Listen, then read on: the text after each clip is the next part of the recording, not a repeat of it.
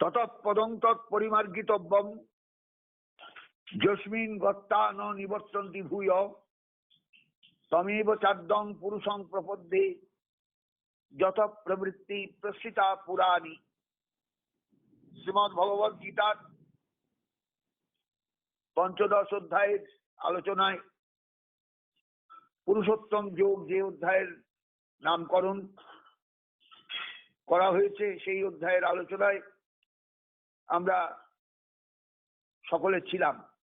কতদিন ছিলাম?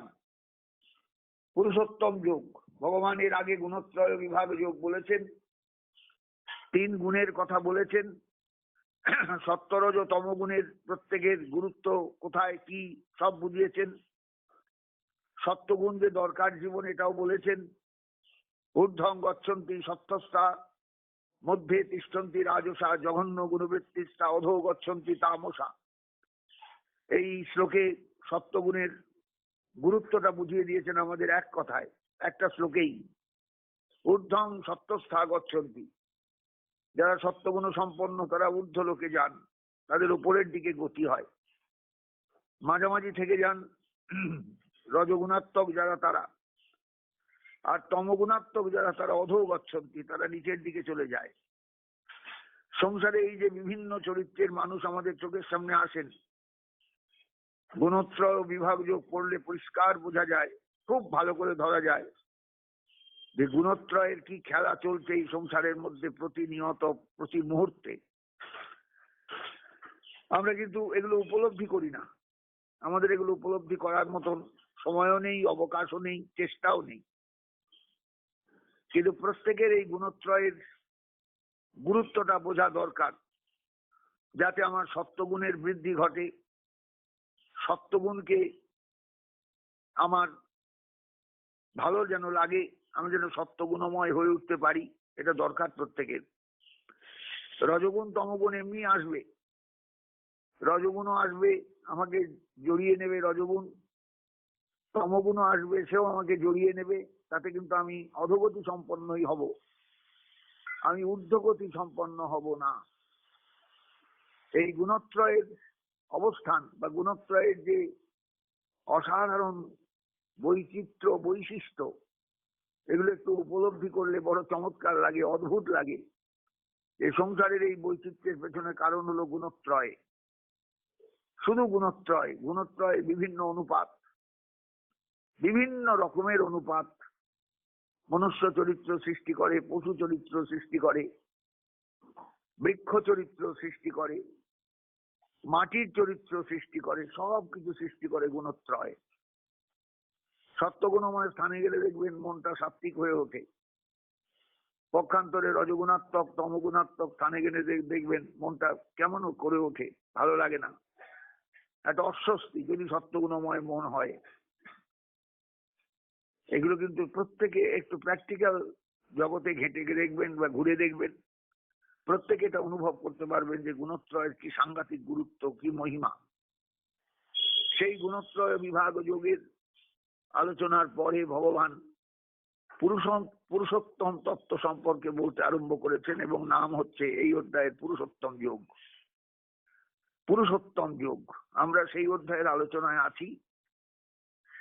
ভগবান এখানে, গোবিন্দ এখানে অর্জুনকে কোনো প্রশ্ন করতে সুযোগ দেননি, নিজেই বলতে আরম্ভ করেছেন। ঊর্ধ্বমূলম অধঃশাখম অশ্বত্থং প্রাহুরব্বয়ম ছন্দাংশী যস্যপর্ণানি যস্তং বেদ সবেদবিদ।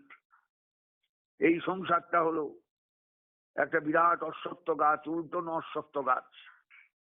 শিকড়গুলো উপরের দিকে, আকাশের দিকে, ডালপালা পাতা এগুলো সব নিচের দিকে ঝুলছে। আমরা এই ডালপালায় বাস করছি, শিকড়ের খবর রাখি না। এই অশ্বত্থ গাছ অব্যয়ং প্রাহু, একে অব্যয় অশ্বত্থ গাছ। চিরকাল ছিল, চিরকাল আছে, চিরকাল থাকবে। এই অশ্বত্থ গাছকে একটু চিনতে হয়। অশ্বত্থ কথাটার মধ্যেই একটা ইঙ্গিত আছে, বলেওছি বারবার, ন সৌতিষ্ঠতি যশ অশ্বত্থ। অশ্বত্থ মানেই হলো যা কাল থাকবে না। এই সংসারে কিছুই কাল থাকবে না। কাল মানে কাল নয়, হয়তো 2-4 দিন পরেও হতে পারে, 2-4 বছর পরেও হতে পারে, কিন্তু অস্তিত্ব কারোরই নেই। সবাই কালো কবলে কবলিত হব, সমস্ত বস্তু কালো কবলে কবলিত হবে, ইতিহাস চাপা পড়ে যাবে। সমস্ত এই যে ইতিহাসগুলো চাপা পড়ে যাচ্ছে বা যায়, তার কারণই হলো মহাকাল। মহাকাল মহাকাল মহাকাল। এই কালো তত্ত্বটাকে চিনতে হয়, কালো তত্ত্বটাকে বুঝতে হয়, কালো তত্ত্বটাকে অনুভব করতে হয় খুব মনে প্রাণে। কালী পূজার পরেই মহাকালের অর্চনা করতে হয়। মহাকাল যজের দেব বা দক্ষিণে ধূম্রবর্ণকম। মহাকালের অর্চনা করবে, দেবীর দক্ষিণে তাকে রেখে ভাববে সেই মহাকালের অর্চনা আমি করছি। মহাকাল মহাকাল মহাকাল, অনাদি অনন্তকাল চলছে। আমরা যদিও তাকে খ্রিস্টাব্দ, বঙ্গাব্দ, শকাব্দ বিভিন্ন অব্দে ভাগ করছি, বিভাজন করছি, বা তিথি নক্ষত্রে ভাগ করছি, কিন্তু আসলে মহাকালকে ভাগ করা যায় না। অবিভাজ্য কাল, কাল অবিভাজ্য। সেই মহাকাল চলছেন, সেই মহাকাল চলছেন, সেই মহাকাল চলছেন। আমরা সেই কালের একটা খণ্ডাংশে আছি, আবার হারিয়ে যাব। আবার যখন আসবো তখন আবার খণ্ডাংশে আসবো। কোথায় এলাম, কোন বিন্দুতে আমার জন্ম হলো, কোথায় এসে দাঁড়ালাম, কিচ্ছু নেই, কিচ্ছু জানা নেই আমার। কাল কিন্তু চলছেন, কালও হি বলবত্তর। জগতের সবচেয়ে বলবান হলো কাল। ধুয়ে মুছে সবকিছু সাফ করে দিয়ে চলে যায়। আবার নূতন প্রজন্ম, নূতন সৃষ্টি, নূতন চিন্তা ভাবনা, সবকিছু। আমরা বলি ঐতিহাসিক, প্রাগৈতিহাসিক, এ সমস্ত যুগ বলে আমরা কালকে ভাগ করতে চেষ্টা করি। এটা ঐতিহাসিক যুগের কথা, এটা প্রাগৈতিহাসিক যুগের কথা। তার মানে ইতিহাস তো কোনো লেখা শুরু হয়নি, ইতিহাস সম্পর্কে ভাবনা আসেনি তেমন। সেই সেই যুগের কথা, প্রাগৈতিহাসিক যুগ। এরকম ভাবে আমরা কালকে ভাববার চেষ্টা করি, কিন্তু সত্যি কি কালকে ভাবা যায়? কাল অনন্ত, কাল চলছে, কাল চলছে, কাল চলছে, কাল চলছে। তাই মহাকালীর অর্চনার সময় মহাকালকে অর্চনা করতে হয়। মহাকালম যজের দেব বা দক্ষিণে ধূম্রবর্ণকম। ধোঁয়ার রং, তার মানেই হলো একে ধরা যায় না, ছোঁয়া যায় না, এর সম্পর্কে কিছু অনুভব অনুমানও করা যায় না। কাল চলে যাচ্ছেন, কাল চলে যাচ্ছেন, কাল চলে যাচ্ছেন, এবং ছাপ রেখে যাচ্ছেন তার, যে তিনি আসছিলেন, তিনি আবার ফিরে আসবেন, চলে যাচ্ছেন। এই মুহূর্তের কাল সরে গেল, আবার পর মুহূর্ত এলো, সে মুহূর্ত চলে গেল, তার পর মুহূর্ত এলো। এইভাবেই কাল চলছে, অনাদি অনন্ত কাল। আমরা কতটুকু তাকে উপলব্ধি করি, কতটুকু উপলব্ধি করি? আমাদের মহাজনী বাক্যে আছে, কালো হি বলবত্তর। জগতের সবচেয়ে বলবান হলো মহাকাল বা কাল। কাল সবকিছুকে গ্রাস করে নেয়, কাল সবকিছুকে একদম গ্রাস করে নেয়। কালের কাছে কারো রেহাই নেই, সবাই কালো কবলিত হয়। বয়স হলেই দেখবেন পাতার চুলে পাক ধরেছে, মানে কাল এসে আমাকে আক্রমণ করছে, মানে কাল কাল কাল। শরীরটা আস্তে আস্তে অথর্ব হয়ে যাচ্ছে, কাল। চামড়াগুলো লোল হয়ে যাচ্ছে, কাল। সমস্ত মহাকাল, কাল কাল কাল। বাড়িটা জীর্ণ হয়ে যাচ্ছে, পলেস্তারা আগের রং নষ্ট হয়ে গেছে, শ্যাওলা পড়ে গেছে, মহাকালের ছাপ পড়ে গেছে। বাড়ি ঘরে যেখানে সেখানে সর্বত্র তাকিয়ে দেখবেন মহাকালের ছাপ কিরম পড়ে। একটা পুরনো গাছের দিকে তাকাবেন, তার গায়ে শ্যাওলা জমে গেছে, মহাকালের ছাপ পড়ে গেছে। তার সেই তারুণ্য আর নেই, কালের দ্বারা সে কবলিত, কালো কবলিত। তো কালো কবলিত শুধু মানুষই হয় তাই নয়, সবাই কালো কবলিত হয় এই সংসারে। তাই কালকে ভালো করে চিনতে হয়, কালকে খুব ভালো করে বুঝতে হয়, কালকে খুব ভালো করে জানতে হয়। সেই কাল, সেই তত্ত্ব, কালো তত্ত্ব, একে অনুভব না করতে পারলে আপনি গীতার মধ্যেও ঢুকতে পারবেন না। গীতাতেও ভগবান এই কালের কথা বলেছেন, পরিষ্কার ভাষায় বলেছেন, কালোস্মি লোকক্ষয়কৃত প্রবৃদ্ধ লোকান সমাহর্তমিহ প্রবৃত্ত ঋতেও বৃত্তাঙ্গ ভবিষ্যন্তি সর্বে যে অবস্থিতা প্রত্যনিকে সুযোধা। অর্জুন, আমি মহাকাল, আমি লোকক্ষয় করতে শুরু করেছি। তুমি যদি যুদ্ধ নাও করো, অর্জুনের মনে হয়েছিল আমি যুদ্ধ না করলে বোধহয় কুরুক্ষেত্র যুদ্ধটাই হবে না। বলছে দ্বিতীয় বৃত্তাং ভবিষ্যন্তি সর্বে, যদি তুমি যুদ্ধ নাও করো, তুমি যদি চলেও যাও যুদ্ধক্ষেত্র থেকে, কেউ এরা বাড়িতে ফিরবে না যারা যুদ্ধক্ষেত্রে এসেছে। প্রত্যনিকে সুযোধা, যে সমস্ত যোদ্ধাগণ এসেছেন এ পক্ষের ও পক্ষের, এরা কেউ ঘরে ফিরবে না, কেউ ঘরে ফিরবে না, কেউ ঘরে ফিরবে না। আমি সকলকে গ্রাস করে নেব। কালোস্মি লোকক্ষয় কৃত প্রবৃদ্ধ, আমি লোকক্ষয় করতে শুরু করেছি। লোকক্ষয়, লোকক্ষয়, লোকক্ষয়। পৃথিবীর বুকে বড় বড় যুদ্ধ হয়ে গেছে, মহাযুদ্ধ। লোকক্ষয় হয়েছে, কে করেছেন না মহাকাল।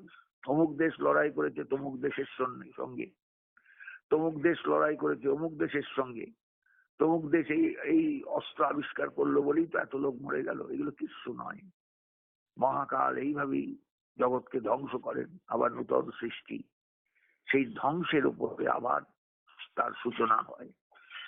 এইভাবেই মহাকাল চলছে অনাদি অনন্ত কাল ধরে। কাল চলছেন, কাল চলছেন, কাল চলছেন। ভগবান নিজেই সেই পরিচয় দিলেন যে অর্জুন খুব ভালো করে বুঝবে জায়গাটা, যে এই যে অতশ্চর্ধং প্রসিতাস্তস্য শাখা গুণ প্রবৃদ্ধা বিষয় প্রবালা, অধশ্চর্ধং প্রসিতাস্তস্য শাখা গুণ প্রবৃদ্ধা বিষয় প্রবালা, অধশ্চ মূলান অনুসন্ততানি কর্মানুবন্ধিনী মনুষ্য লোকে। এই যে সংসার, এই যে জীবের জীবন, এই যে সমস্ত জীবকে নিয়ে যে সংসার চক্র চলছে, বলছে নরূপমস্যেহ তত উপলব্ধতে, তুমি এর রূপ দেখতে পাবে না, কিন্তু সংসার চলছে। এর আদি নেই, অন্ত নেই, প্রতিষ্ঠা নেই। একটা বিরাট অশ্বত্থ গাছ এই সংসার, কিন্তু গাছটা মাটির তলায় শিকড় নয়, উপরের দিকে শিকড়, নিচের দিকে ডালপালা, সবকিছু। একটা বিশাল অশ্বত্থ গাছ ঝুলছে মহাকাশে, মহাশূন্যে। শিকড়গুলো কোথায় উপর দিকে, কোথায় যে শেষ হয়েছে আমরা জানি না। ডালপালা গুলো সব নিচের দিকে ঝুলছে, আমরা সেই ডালপালায় বর্তমান আছি বা ডালপালায় অবস্থান করছি। আমরা উপলব্ধি করি যে সংসারে কোথায় আমরা আছি। সব এই অশ্বত্থ বৃক্ষে। অশ্বত্থ বৃক্ষে মানে কালকে যা থাকবে না তার নামই হলো অশ্বত্থ। অনিত্য, অনিত্য, অনিত্য, অনিত্য, অনিত্য। এই অনিত্য জগতে সবাই আমরা আছি। আজকে আছি, কাল থাকবো না। আবার কাল হয়তো অন্য রূপে আছি, পরশু থাকবো না।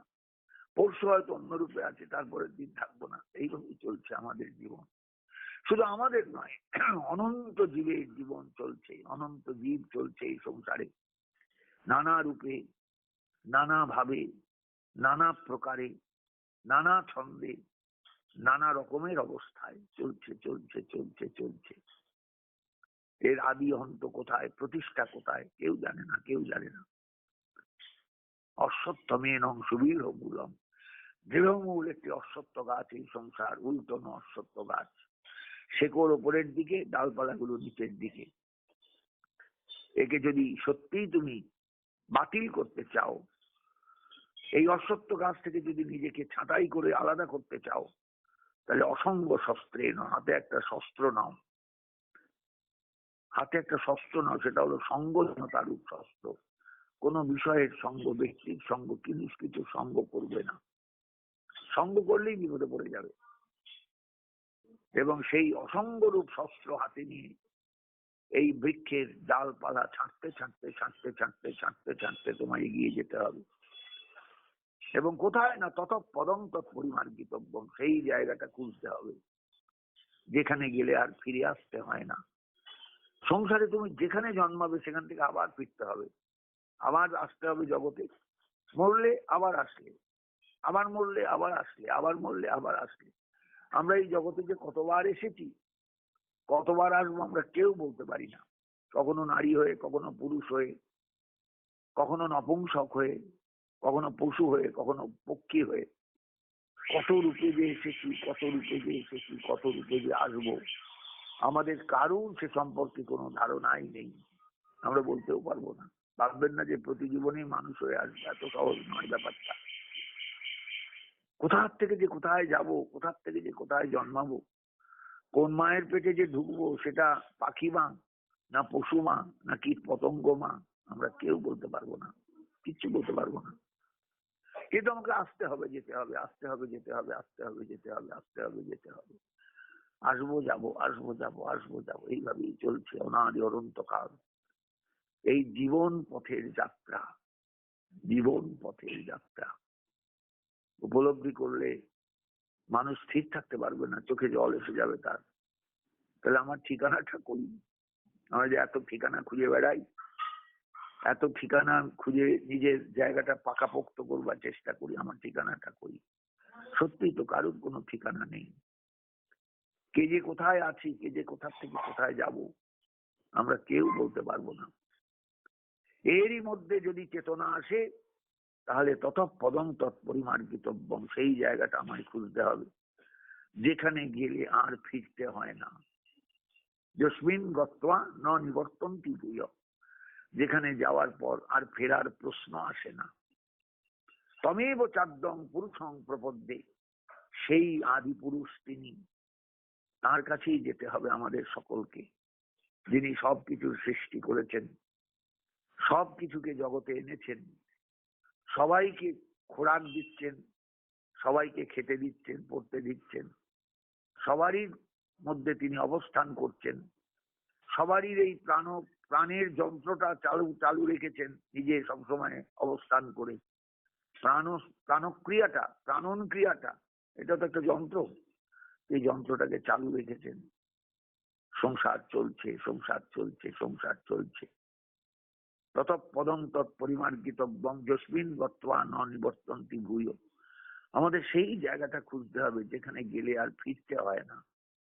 আমরা যেখানেই জন্মাই না কেন, আবার আমাকে ফিরতে হবে, আবার আমাকে আর এক জায়গায় যেতে হবে। হেতা নয়, হেতা নয়, অন্য কোনো কোথা, অন্য কোনো খানে। এই অনন্ত কাল শুধু খুঁজে বেড়াচ্ছি আমার আসল ঠিকানা, কিন্তু কেউ ঠিকানা খুঁজে পাচ্ছি না। আমার সেই স্থান খুঁজতে হবে। কিরকম না, তমেব চাদ্যং পুরুষং প্রপদ্যে, সেই আদি পুরুষের চরণে, আদি তত্ত্বের চরণে আমাকে প্রপন্ন হতে হবে। যত প্রবৃত্তি প্রসিতা পুরাণী, যেখান থেকে সমস্ত জীবের সব রকমের প্রবৃত্তি বেরিয়ে আসছে। অনন্ত জীব যে যেমন চরিত্র নিয়ে চলে, যে যেমন প্রবৃত্তি নিয়ে চলে, সব একটা জায়গা থেকে বেরিয়ে আসছে। তার মধ্যে একটা বাঘও যে চরিত্র নিয়ে চলে, তারও যে প্রবৃত্তি, সেটারও যিনি দাতা। আবার একটা বেড়ালও যে চলে, তারও যে প্রবৃত্তি, সেটারও দাতা তিনি।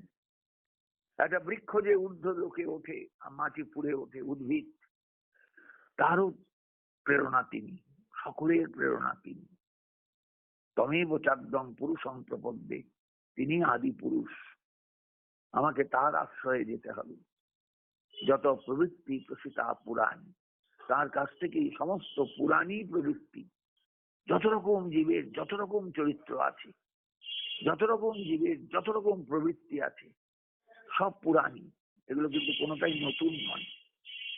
আমি দেখছি আজকে, তাই আমার কাছে নতুন লাগছে, নতুন কিছু নয়। অনাদি অনন্ত কাল ধরে এই সৃষ্টি চলছে, এই প্রবৃত্তিও চলছে, জীবের চরিত্র এইভাবে চলছে। সেই প্রবৃত্তি যিনি দিচ্ছেন, সেই চরিত্র যিনি গঠন করছেন, সেই আসা যাওয়ার রাস্তাটাকে যিনি পরিষ্কার রাখছেন, সবাই আমরা আসছি আর যাচ্ছি, আসছি আর যাচ্ছি, আসছি আর যাচ্ছি, আসছি আর যাচ্ছি। এটা কিন্তু আমরা কেউ বুঝতে পারছি না যে আমরা কোথায় এলাম, কোথা থেকে গেলাম। কে আমাদের ঠেলে এই জগতে পাঠালো, কে আমাদের আকর্ষণ করে আবার এই জগৎ থেকে ফিরিয়ে নিয়ে গেল তার আসল জায়গায়। আমরা এগুলো কেউ কখনো ভাবি না, কখনো ভাবতেও শিখিনি, কেউ আমাদের ভাবতে বলেও নি, ভাবার মতন আমাদের অবকাশও দেয়নি, অবকাশ আমরা পাইনি। পরিষ্কার বলছেন ততঃপদং তৎপরিমার্জিতব্যং, সেই রাস্তাটা খুঁজতে হবে, সেই স্থানটা খুঁজতে হবে। যস্মিন গত্বা ন নিবর্তন্তি ভূয়, যেখানে গেলে আর ফিরতে হয় না। কোথায় না, তমেব চাদ্যং পুরুষং প্রপদ্যে, সেই পুরুষের কাছে, সেই তত্ত্বের কাছে, তিনি আদি পুরুষ। তার কাছ থেকেই সমস্ত পুরাণী প্রবৃত্তি, যত রকমের প্রবৃত্তি আছে, যত জীবের, সে উদ্ভিদ থেকে আরম্ভ করে প্রাণী, উদ্ভিদ ও প্রাণী, সবই প্রাণী, যত জীব আছে প্রত্যেকের প্রবৃত্তি যেখান থেকে বেরিয়ে আসছে তিনি হলেন মূল চালক, মূল চালক, মূল চালক। সেই তত্ত্বের কাছে আমায় পৌঁছতে হবে, সেই জায়গাটা আমায় জানতে হবে। পরিমার্জিতব্য সেই স্থানটা আমায় খুঁজে বার করতে হবে, কোথায় তিনি থাকেন, তার ঠিকানাটা কি। যস্মিন বর্তমান ন নিবর্তন্তি ভূয়, যেখানে গেলে, যেখানে পৌঁছলে আর ফিরতে হয় না, একেবারে থাকা যায় সেখানে চিরকালের মতো। আমায় সেই জায়গাটা খুঁজে বার করতে হবে। তমেব চাদ্দম পুরুষং প্রপদ্যে যত প্রবৃত্তি প্রসিতা পুরাণ। এর জন্য কি করতে হবে? নির্মাণ মোহা জিত সঙ্গ দোষা অধ্যাত্ম বিত্তা বিনিবৃত্ত কামা দ্বন্দ্ব বিমুক্তা সুখ দুঃখ সঙ্গই গচ্ছন্তি অমূঢ়া পদমব্যয়ং তৎ। জগতে মূঢ় শ্রেণীর যারা, মূর্খ যারা, নির্বোধ যারা, তারা কোনোদিনই সে রাস্তা খুঁজে পাবে না। একমাত্র অমূঢ় যারা, যারা মোহগ্রস্ত হয় না, মূর্খ থাকে না, চেষ্টা করে নিজের ভেতরে জ্ঞান সূর্যের দীপ্তিটা ধরে রাখতে, চেষ্টা করে ভেতরে জ্ঞানের আলোকে ধরে রাখতে, চেষ্টা করে ভেতরে জ্ঞানের প্রদীপটাকে জ্বালিয়ে রাখতে, সেই মানুষগুলো, সেই জীবগুলো, মানুষ বলবো না, সেই জীবগুলো কিরকম? নির্মাণ ও মোহা, যাদের মান এবং মোহ দুটোই নষ্ট হয়েছে। মান এবং মোহ, বিষয়ে মোহ এবং সম্মান পাওয়ার তাগিদ, এগুলো সব নষ্ট হয়েছে। জিত সঙ্গ দোষা, যারা সঙ্গদোষ থেকে মুক্তি লাভ করেছে। অধ্যাত্ম নিত্যা, যারা অধ্যাত্ম জীবন নিয়েই চলতে অভ্যস্ত হয়েছে। বিনিবৃত্ত কামা, সমস্ত কামনা থেকে যারা নিজেকে সরিয়ে রাখতে পেরেছে। দ্বন্দ্বের বিমুক্তা, যারা দ্বন্দ্বমুক্ত হতে পেরেছে। সুখ দুঃখ, এই যে ভালো লাগা মন্দ লাগা, সুখ দুঃখের যে দ্বন্দ্ব, এই দ্বন্দ্ব থেকে যারা মুক্ত হতে পেরেছে। গচ্ছন তমূঢ়া, তারাই হলো অমূঢ়। আর সব জীব মূঢ়, মূর্খ। এই রকম মানুষগুলোই হলো অমূঢ়। এরা মূর্খ নয়, নির্বোধ নয়। এরা বোধে সংসারে আমার কি দরকার, কতটুকু দরকার, সংসার থেকে আমি কি পাবো এবং কিভাবে সেটা ব্যয় করব জীবনে। গচ্ছন তমূঢ়া, অমূঢ় যারা, মূঢ় নয় যারা, মূর্খ নয় যারা, মোহগ্রস্ত নয় যারা, তারা সেইখানে যেতে পারেন। সবাই যেতে পারে না। কোথায় না? পদম অব্যয়ং তত্ত্ব, সেই অব্যয় তত্ত্বের কাছে। অব্যয় তত্ত্বের কাছে তারা যেতে পারে, সবাই যেতে পারে না। ঈশ্বর ভজনা এত সহজ নয় ব্যাপারটা। তত্ত্বকে অনুভব করা এত সহজ নয় ব্যাপারটা। ঠাকুর করলেই ঠাকুর পাওয়া যায় না, এত সহজ ব্যাপারটা নয়। গচ্ছন তমূঢ়া পদম অব্যয়ং তৎ। অব্যয়ং পদম তৎ, অব্যয়ং পদম গচ্ছন্তি, সেই অব্যয় পদ যেখানে গেলে আর মানুষের ফিরবার প্রয়োজন হয় না, আর চঞ্চলতা থাকে না, সে চাঞ্চল্য শূন্য হয়ে যায়। এমন যে জায়গাটা, এমন যে স্থানটা, সেই স্থানটায় আমাদের পৌঁছতে হবে। অমূঢ় না হলে সেখানে পৌঁছানো যায় না। মূঢ় ব্যক্তি, সংসারে মোহগ্রস্ত ব্যক্তি, তারা কখনো সেখানে গিয়ে পৌঁছতে পারে না, কখনো পৌঁছতে পারে না। কেমন জায়গাটা, কেমন দেশটা, সেই দেশটা কেমন? এলেম নতুন দেশে, কোন দেশটা কেমন, কি সুন্দর বর্ণনা দিচ্ছেন দেখুন একবার ভগবান। বলছে ন তৎ ভাসয়তে সূর্য ন শশাঙ্ক ন পাবক যৎগত্তা ন নিবর্তন্তে তদ্ধাম পরমং মম। আমার জায়গাটা কেমন শুনবে অর্জুন? সেই জায়গাটা কেমন? সেখানে সূর্য দীপ্তি লাভ করেন না, বা সূর্যের আলো সেখানে প্রয়োজন হয় না, সেখানে চন্দ্রের আলোকের দরকার নেই, সেখানে অগ্নির আলোকের কোনো প্রয়োজন হয় না, কোনো প্রয়োজন নেই। যেখানে গেলে আর ফিরতে হয় না, সেটাই আমার ধাম, সেটাই আমার স্থান, সেটাই আমার আসল জায়গা। সেখানে সূর্যের স্থান নেই, চন্দ্রের স্থান নেই, অগ্নির স্থান নেই, কিচ্ছুর স্থান নেই। ন তৎ ভাসয়তে সূর্য ন শশাঙ্ক ন পাবক যৎগত্বা ন নিবর্তন্তে, যেখানে গেলে আর ফিরতে হয় না, যেখানে গেলে আর ফিরতে হয় না। আপনি যেখানেই যান সংসারে, যেখানেই মরুন আবার আপনাকে আসতে হবে, আবার আপনাকে ফিরতে হবে, আপনার কর্মফল নিয়ে আপনাকে ভোগ করতে হবে। আবার ডুব দেবেন, আবার ভেসে উঠবেন, আবার ডুব দেবেন, আবার ভেসে উঠবেন, আবার ডুব দেবেন, আবার ভেসে উঠবেন, মানে আবার চলে যাবেন, আবার আসবেন নতুন জন্ম নিয়ে। এই সংসারের এইটাই হলো ধোকারটাটি, এই সংসারের এটাই হলো মস্করা, যে কোনো জীবই এখানে এসে চিরস্থায়ী কোনো আবাস পায় না, চিরস্থায়ী আবাস বা আশ্রয় পায় না। যায় আসে, যায় আসে, যায় আসে, একমাত্র যদি তার ঠিকানায় গিয়ে পৌঁছানো যায়, যদ্গত্বা ন নিবর্তন্তে, যেখানে গেলে আর ফিরতে হয় না, আর ফেরার প্রয়োজন হয় না, তদ্ধাম পরমং মম, সেটাই আমার ধাম, সেটাই আমার আসল জায়গা। অর্জুন শাস্ত্রে অনেক ধামের কথা বলা আছে, অনেক জায়গার কথা বলা আছে, কিন্তু জেনে রাখবে যেখানে গেলে আর জীবকে ফিরতে হয় না, আর নতুন করে জন্মগ্রহণ করতে হয় না কোনো মায়ের পেটে ঢুকে, সেটাই আমার ধাম, জীবের নিত্য আবাস ভূমি, নিত্য স্থান, নিত্য স্থান, নিত্য স্থান। বিষয়টা ভাবুন, একবার ভাবুন। গীতায় ভগবান সব কথা বলে দিয়ে গিয়েছেন। গীতা একটা কমপ্লিট শাস্ত্র, কমপ্লিট। এখানে এখানে অসম্পূর্ণতা বলে কিছু নেই, সম্পূর্ণ সবকিছু বলে দিয়ে গিয়েছেন। যে তুমি ইচ্ছা করলে এই জগৎ থেকে বেরিয়ে এমন জগতের সন্ধান পেতে পারো যেখানে গেলে আর ফিরতে হয় না, আর আসা যাওয়ার এই গতিপথে তোমায় থাকতে হবে না, চিরকালের মতন তুমি সেখানে থাকতে পারবে।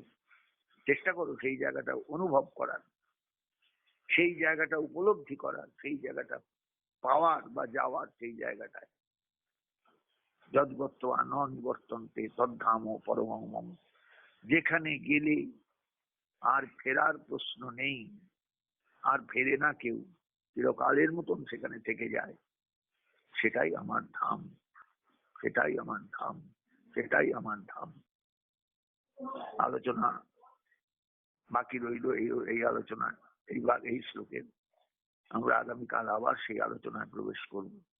আপনারা প্রত্যেকে একটু ভাববেন, গীতা একটা অসাধারণ শাস্ত্র, অসাধারণ গ্রন্থ, অসাধারণ তার বক্তব্য।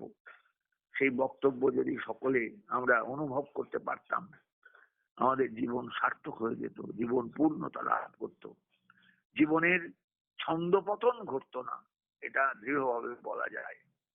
জয় নিতাই, জয় গৌরহরি, জয় শ্রীমৎ ভগবদ গীতা।